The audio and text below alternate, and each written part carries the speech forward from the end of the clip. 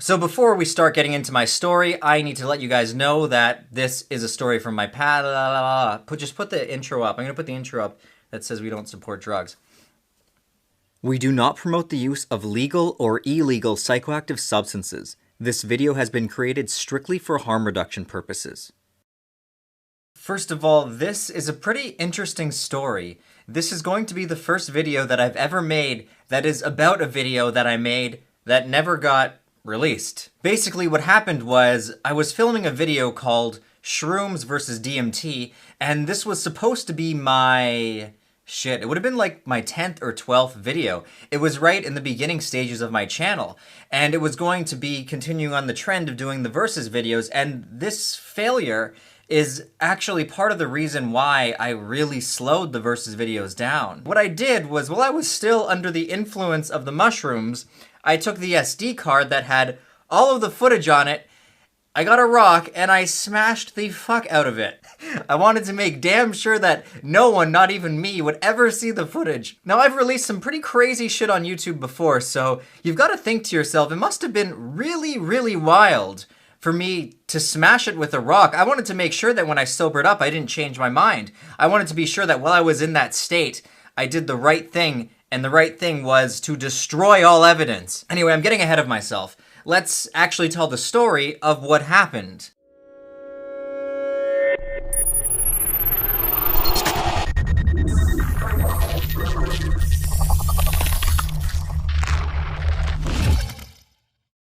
This was going to be a video where I pit psilocybin mushrooms against DMT, and I did my usual silly challenges to see which one would allow someone to perform better. Now, up first was the psilocybin mushrooms. I consumed about 3 grams of dried shrooms. Now, the strain of mushroom that I was consuming remains a mystery. As you guys know, potency can vary from as little as 1 milligram psilocybin per gram of shroom to as high as 12 milligrams psilocybin per gram of shroom. I'm left to assume that I had a very potent strain, or at least a very potent batch, because this definitely didn't feel like 3 grams of mushrooms. Next, I waited an hour so the effects would start to come on. I wanted to start filming as I was experiencing the peak, just because I thought it would be more interesting that way. Now, I remember making it through my first couple of tasks relatively easy. Usually what I'll do is I'll have different categories. For example, I'll have a category that's called like hand-eye coordination, and the easiest thing to do for that is catching a ball. Now, for the hand-eye coordination test, I wanted to do something a little different in this video.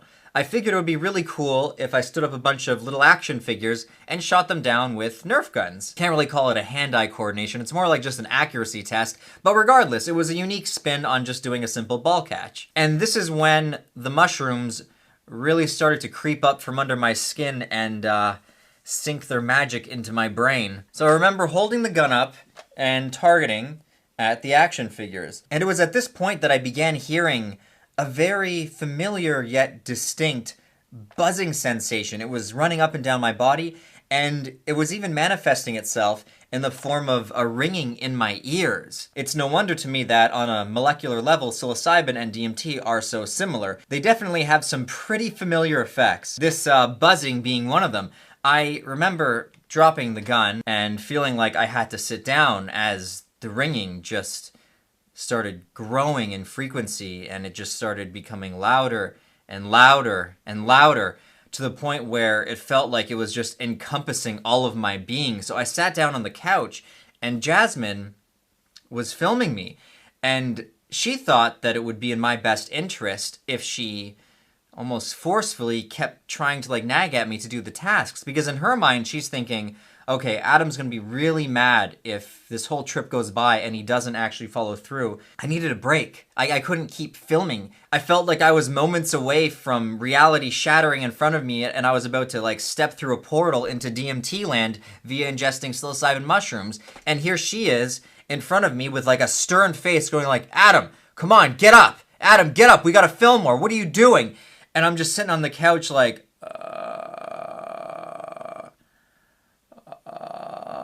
and I could just hear her like this little mouse in the background being like, Adam, come on, we gotta film. Oh, the closed-eyed visuals were spectacular. I guess you would describe this as seeing like kaleidoscope vision with your eyes closed. Except at the same time, there's always this very distinct energy, this distinct feeling that there's some kind of a presence there. I don't know if it's just my mind playing tricks on me, but I always feel like there's some kind of entity trying to make contact with me. Now, keep in mind, I'm doing my very best while all of this buzzing and breaking through nonsense is going on to keep a firm stance in reality. I am very much so aware that I'm filming a video here and I need to document this. So I'm not letting go. I'm struggling to hold on because part of my brain is thinking, okay, if we can keep filming while I'm like almost getting sucked through a portal here, then it's gonna make for a really cool and interesting versus video. Of course, that was my ego talking, and the little psilocybin mushrooms were trying to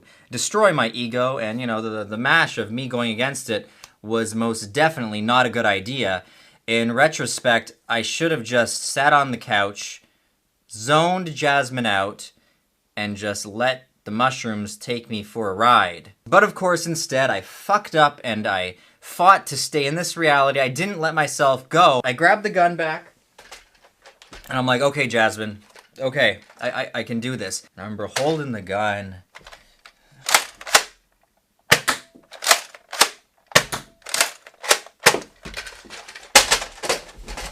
I could hardly see with my eyes. Everything was... and I just ended up dropping the gun, and it was at that moment that I realized I could not continue, and we had to seriously put this video on hold because I was starting to lose complete touch with reality. Fighting the trip was starting to veer it into a quite frightful direction. At this point, I was starting to forget very basic things. Like, I was entering into the oh so familiar yet never familiar ego death territory, and I just kind of told her, like, listen, I need to sit down, I need to lay down. So I went in the room and I just zoned her out and I just lay down for a while. I go a little blank here. I don't know how long I was laying down for, but I started to mentally panic. I don't think I was visually panicking. On the inside, I was definitely panicking a lot more than I let on. So Jasmine came and she sat with me, and she finally let up. She's like, Adam, what's wrong? Are you okay?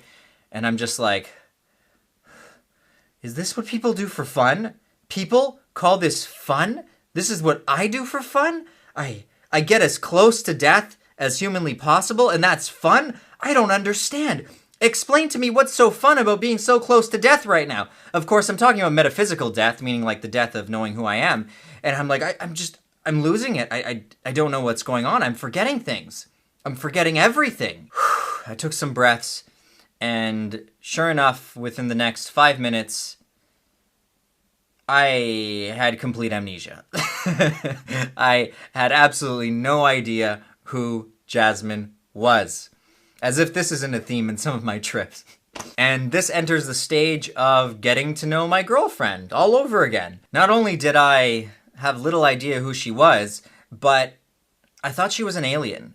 The visuals were making everybody look like extraterrestrials. I mean, they didn't look human at all. The way it was making the veins come through the skin and certain physical features disproportionate to others. I thought that I was some kind of a guest on this alien planet, and she was like chaperoning me around and teaching me about life. That was the vibe I got from our interaction. And that was the extent of my knowledge about who she was. So I'm sitting on my bed and I'm asking her these very bizarre, like, you know, interview style questions. I'm like, so what's your name?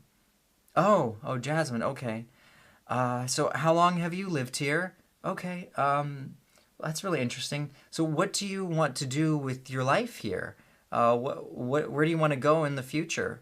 I'm asking her questions as if we were on like some really awkward first date, only it's an interplanetary date. But even though I didn't really know who she was, I had a very distinct vibe from her that she was there to take care of me, that she was a good person. I never once thought that she was going to harm me or anything of that matter. I would have been around 2.5 or so hours in at this point, and I just wanted it to be over. My paranoia was rising and rising and rising. My idea that I was on an alien planet had disappeared, but I was still very much so experiencing a challenging trip.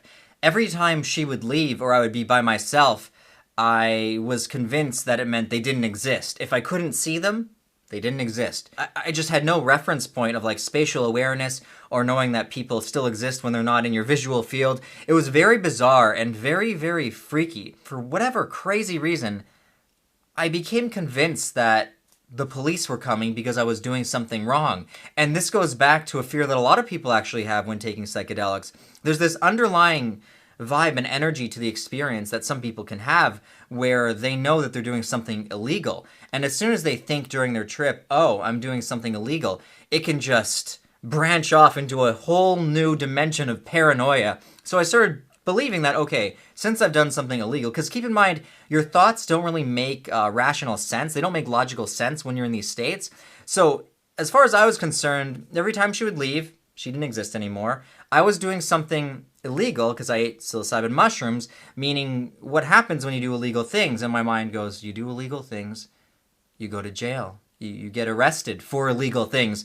So now I'm convinced that the police must be on their way because, of course, I'm also believing that everyone can hear my thoughts. You know, I had no idea that thoughts were personal to me, and I'm convinced that everyone can hear what I'm thinking, so the police have already been signaled that there has been a serious crime in place. A young man ingested a naturally growing substance that grows in the ground that is written in a little book as illegal. A heinous crime, a truly heinous crime is underway right now. We must arrest this individual for eating mushrooms.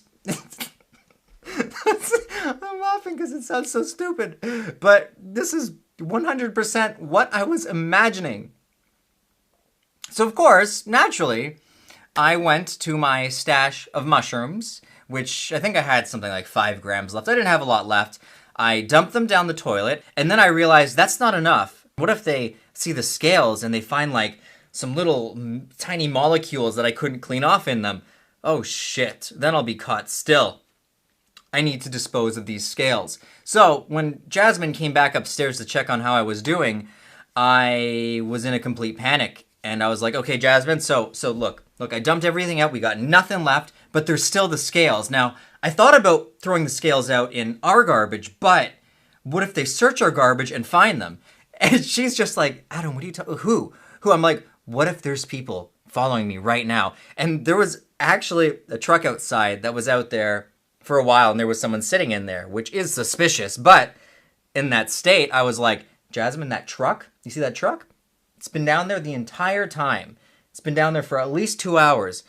We might be being watched right now. As I'm getting so paranoid that we're being watched, even though she's completely sober, she's starting to get paranoid that we're being watched. She's like, Adam, that's crazy, but yeah, you know what? It probably would be a good idea to dump it. I'm like, yeah, but we can't dump it here. We have to drive to a random garbage to dump the scales. So she's on board now. She's with me. So we get in the car, and you know, she's paranoid the whole time because I'm like checking the mirrors as she's driving, like, shit, we're being followed. And we went to a garbage that was like, I don't know, 4 or 5 kilometers at least away from my house, and I dumped it.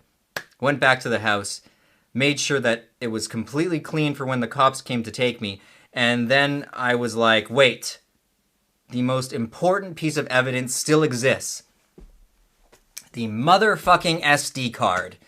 I must smash the SD card. Now, smashing the SD card because it had evidence on it wasn't the only thing. I was actually getting a very real message from the Shrooms, and that message was, you need to stop disrespecting us. You need to stop taking psychedelics in these settings that aren't designed for a positive experience, that are actually more so designed to guide a trip into the negative. You need to stop doing this because I don't think your brain can handle it right now.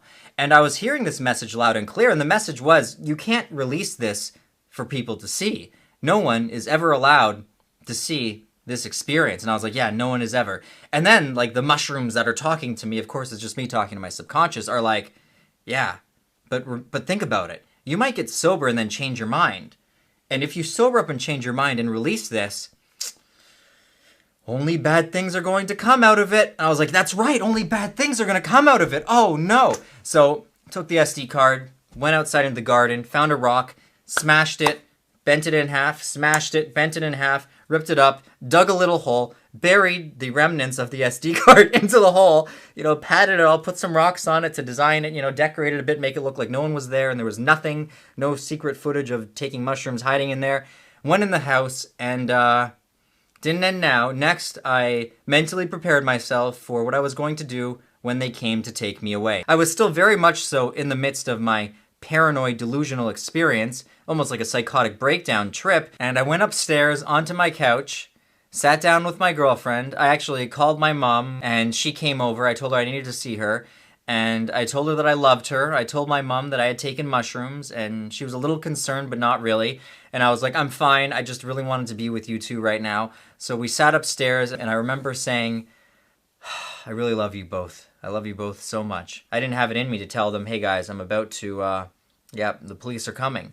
I just, you know, of course if I did tell them, they probably would have easily convinced me that I was fucking crazy because I just made the whole thing up in my head. But yeah, I sat there with them for a while and we watched a show together or something. Sure enough, over the next half hour, I slowly settled back down to reality and I realized, hey, no one's coming. I'm actually fine. And that's the beauty of the psilocybin afterglow is as you come down, even when you have really bad trips, you still feel great. The come downs are fantastic. It's just got this afterglow where you're just, especially during a negative experience, you're just so happy that you didn't go permanently crazy. Just feeling normal is like, ah! Like I am not insane. Oh my God, I am not insane. Oh, I'm never taking a substance again. Never, never. Sure, Adam, sure. Long story short, I sobered up. I realized that I was a pretty big idiot. And that's the story of DMT versus shrooms. The not only unseen video, but the video that the universe told me never to release. Stay tuned because I'm going to recreate the whole thing and this time release it. No, I'm just kidding. I'm not going to do that. The real moral of this story is, you need to respect these psychedelics. If you don't respect them, they are going to kick your ass. Believe you me, these experiences that these simple molecules have the ability to conjure up and send you into are far more powerful than you are. Your ego doesn't stand a chance. Do not embark on this journey of taking any substance. I don't care how light the dose is. Even in a light dose in the wrong set and setting can lead to a painfully paranoid endeavor. Respect these substances. I had to learn the hard way. Please, learn from my mistakes. Don't follow in my footsteps. And yeah, try not to have these kind of trips that I had. All this really was my ego thinking that I could handle it to make a video, when in reality, at the time, I could not handle it. And I had to learn the hard way. If you guys enjoyed this video, be sure to leave it a big like, and if you haven't already, subscribe to my channel for weekly psychedelic-related content. A massive shout out to everyone who's supporting us on Patreon. Thank you guys. If you guys want to learn what Patreon is, visit the link and you can check it out there. Till next video, stay safe guys, always test your substances before consuming them, and yeah, till next time, I bid you guys farewell.